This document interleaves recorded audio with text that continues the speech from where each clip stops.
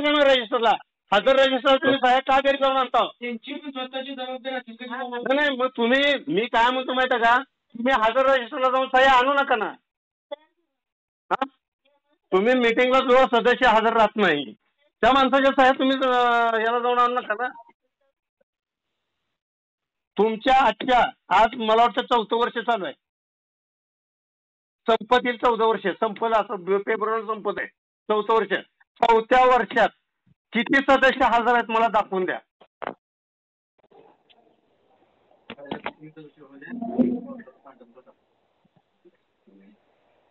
3 ते 4 सदस्य तर कंटिन्यू हजर नसते. तुम्ही जाऊन त्या हजर रजिस्टरवर सह्या घेऊन येत आहे. ही तुमच्या याच्यात कार्यकाळात चालतंय का?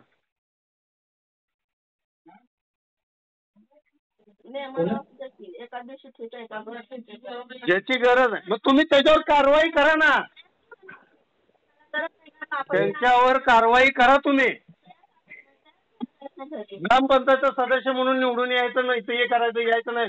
कुठल्या ह्याच्यात बसतं मला दाखवून द्या. मी सर्वसामान्य नागरिक या नात्याने बोलतो तुम्हाला.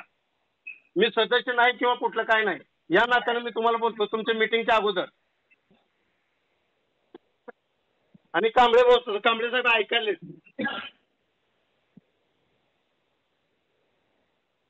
तुम्ही त्याच्यावर कायदेशीर कारवाई का करत नाही त्याच्यावर किंवा त्याच्यावर तुम्ही हजर रजिस्टरवर जाऊन सह्या घरनं जाऊन आणताय. मग तुमचं बेफिकर कारभार चालू आहे सगळा. मग तुम्हाला का कामावरनं काढता येऊ नये. मी म्हणतो हे कायदेशीर नागरिक या नात्याने सांगतो तुम्ही.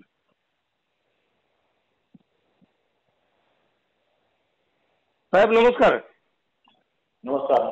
मी आता 4थं वर्ष चालू आहे ग्रामपंचायतचं. कुठलं? शिंगोली. हा हा. मीटिंगला हजर नसणाऱ्या सदस्याच्या सह्या जाऊन यांनी घरी जाऊन आणतात. प्रोसिडिंग पूर्ण करतात आणि त्या प्रोसिडिंग मध्ये काय लिहिलंय काय नाही कुणाला कुठल्या सदस्याला माहित नसतं.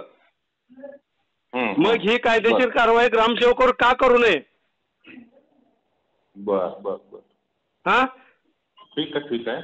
नाही नाही मला सांगा का करू नये मला सांगा. मी एक होऊ शकते. तुम्हाला काय अधिकार आहे घरी जाऊन सह्या आणायचा?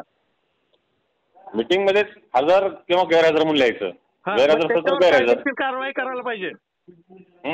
आणि गैरहजर मी जर मागितलं कुठल्या सदस्याची खंडपट्टी आली नाही तर ती लगेच त्या भाऊसाहेब त्या ह्याला सांगतात.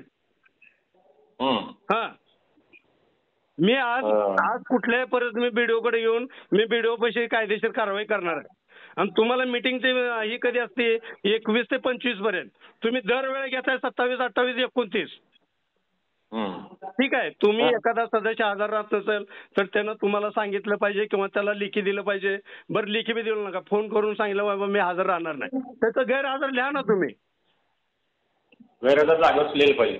हा मीटिंग चालू असतानाच लिहायचं तिथं हजर किंवा गैरहजर. त्याच्यावरच लिहायला पाहिजे गैरहजर म्हणून. आणि त्याच्या सह्या पुढच्या मीटिंगला तुम्ही लगेच हजर रजिस्टरवर सह्या करताय सह्या घेताय. ही कुठल्या कायद्यात बसतंय मला सांगा.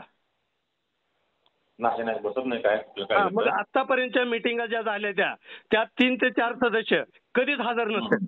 त्याच्या सह्या मात्र घरी जाऊन आणतात. मग आतापर्यंतची झालेली काम आहे ती कुठल्या बेसवर झाली कुठल्या ह्याच्यावर झाली मला सांगा. बरं या इकडे या. बोला भाऊसाहेब ना तुम्ही. हा सर बोला. मीटिंग मध्ये हजर असेल तर हजर नसेल तर गैरहजर लिहायचं. ठीक आहे सर लिहितो. नाही आज काय केलं तुम्ही? घरी जाऊन आणू नका. हा ठीक आहे ओके सर. 4 वर्ष काय केलं मला सांगा ना तुम्ही.